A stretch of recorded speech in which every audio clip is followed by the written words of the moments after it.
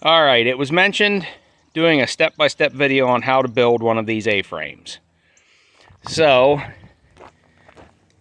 we'll go over here and look at a finished product first. This is one I built a few months ago, and it works absolutely wonderful.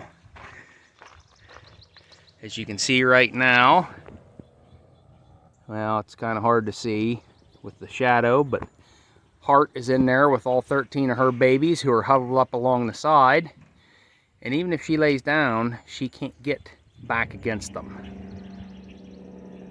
Obviously, the shorter you make the top of your roof, the harder the angle is, the more space it gives the piglets along the edge.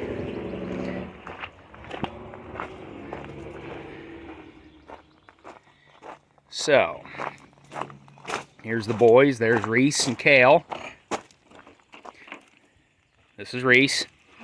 This is Kale. They're going to help.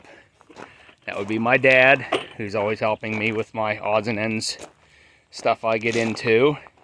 So here's our base. All we did was took 4 8-foot 4x4s, treated. So we're actually a hair off of 8 foot by 8 foot because I didn't trim them off. So you're going to be 8 foot 6 by 8. We just went outside to outside on them.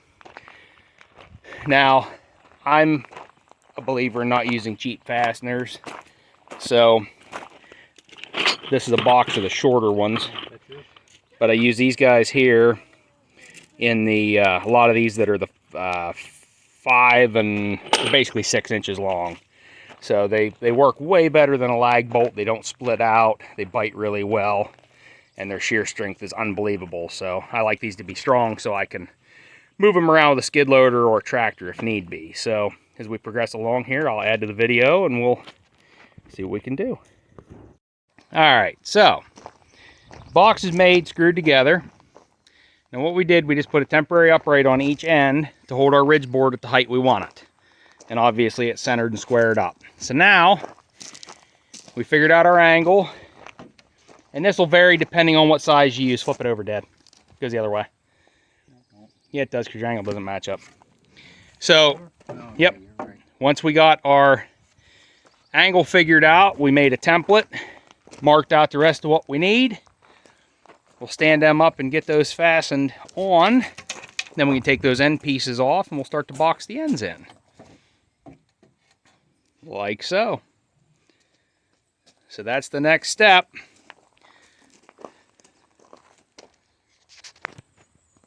Okay, we have the framing done. This is going to be our closed end. We left this gap up here. This is something I didn't think of on the first one I built that I have to modify the next time Heart isn't in there. I didn't make a good way to vent it in warm weather. When I built it was in the winter. I thought retaining heat. Just didn't think about it. So this side here, this will be the opening. It's 38 inches wide inside. The other one I built is 32 inches from the top of that 4x4 up, which works good. I measured my sows, Heart being the tallest one. She just clears going in. Obviously keeps that top down for helping retain heat in the winter, but in the summertime, we want it open so air can move through. In the wintertime, I'll just put a piece in that triangle area there to bring it down and help retain heat. So these work very nice.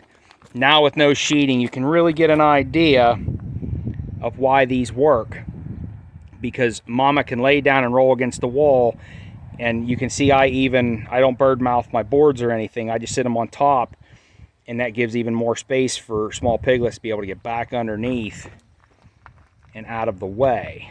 So we're just about to the point of, the last one I put tin on the outside, I had a bunch of extra, but this is all, this is all stuff from around here.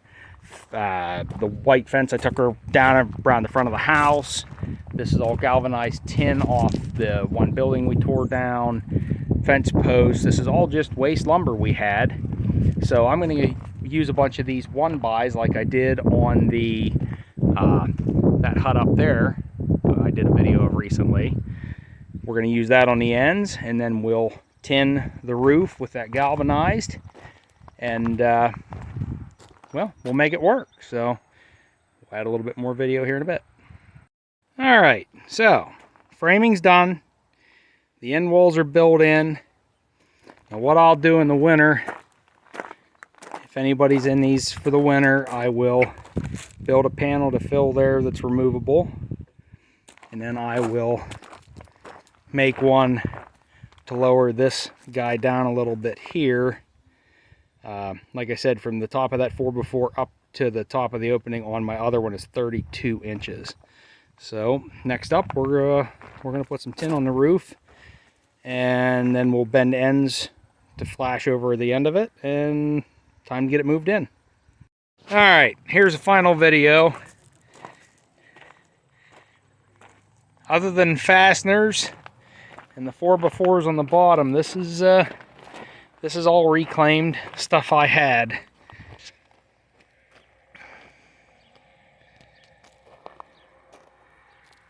So we're gonna get ready and move this into place for Pepper.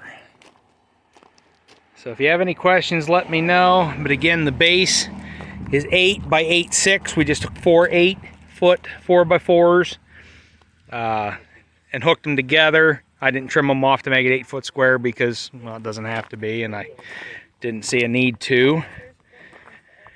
These are 8-foot pieces of tin I had off of a building we tore down. The corner pieces running up and down right here, they were ridge vent. We trimmed and bent harder 90 to make our end caps. So I just have it up on blocks here from when we trimmed the piece of metal off from the leftover roof. And so we can get under it to pick it up with the skid loader. So there you go.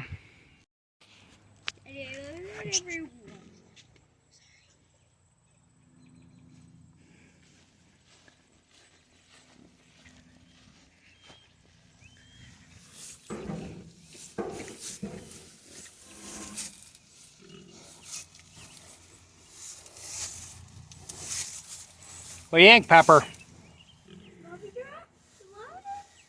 Daddy, I know where you made this short Just spot. wait a second, buddy. I'm videoing. Hold on. Right.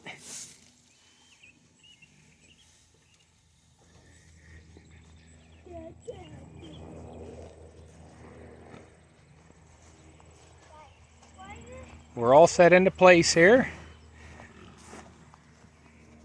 What do you think, Pepper? Now. There you go. Scratch her behind the ears.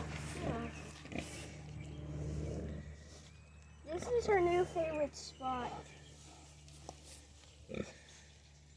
Daddy, for some reason, there's a lot of butterflies around.